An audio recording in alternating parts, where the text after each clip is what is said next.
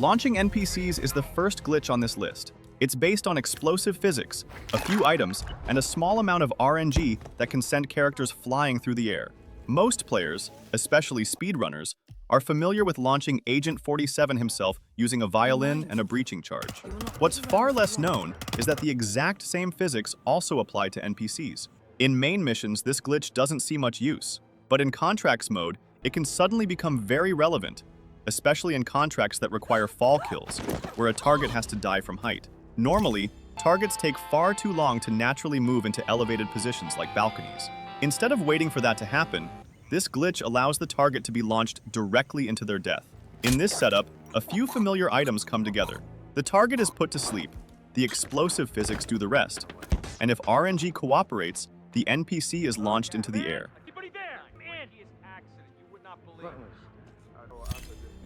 The game then registers the death as a fall kill. Alternatively, the same result can be achieved by dragging the NPC onto a broken violin, or by throwing the violin directly at them.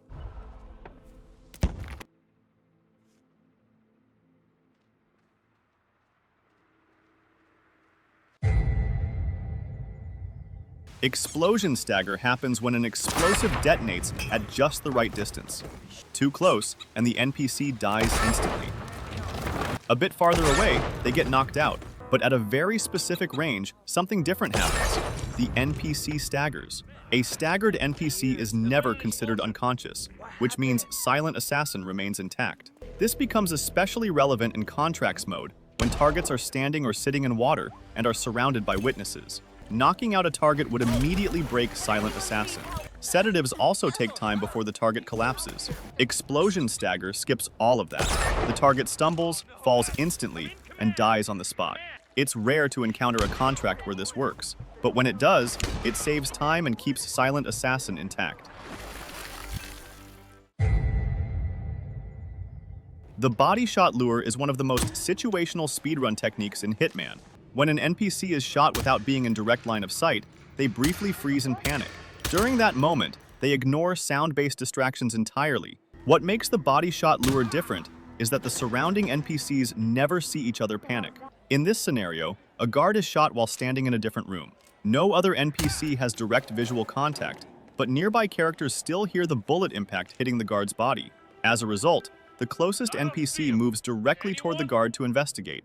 This creates a controlled and predictable lure without triggering full panic behavior. While it can be used to isolate targets in contracts mode, the setup is extremely specific.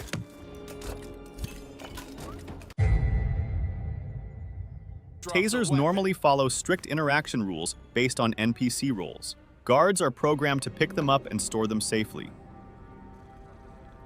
Civilian NPCs, on the other hand, will never touch tasers and instead report them to the nearest guard. However, some tasers are small enough to avoid detection by the NPC perception system. That's where visibility, item logic, and NPC behavior begin to desynchronize. In this scenario, a civilian NPC, specifically a contract target, investigates the sound of a thrown taser. Right at the end of the investigation animation, the taser is thrown again near the original spot. If the timing lines up, the NPC will pick it up and electrocute themselves. This glitch can be surprisingly consistent and results in one of the rarest non-guard taser electrocutions in the game. Finally, the eraser trick. This glitch only works in contracts mode when the objective is hide all bodies. It allows speedrunners to complete that requirement without hiding every target, saving a significant amount of time in multi-target contracts. Like the other techs on this list, it has no application in main missions, where hiding bodies is never mandatory. The trick relies on delayed death animations.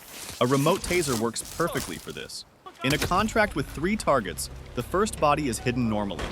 A remote taser is then placed near the second target, who must be a guard, and left untriggered while moving on. After killing the third target, everything comes down to timing. The taser is triggered, a brief moment passes, and the final body is hidden.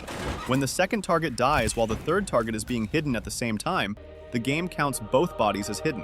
When done correctly, the overlapping objective completion sound confirms that the glitch worked. For non-guard targets, electrified puddles or other delayed death methods can achieve the same result, as long as the death isn't instant. And that's it. Thanks for watching.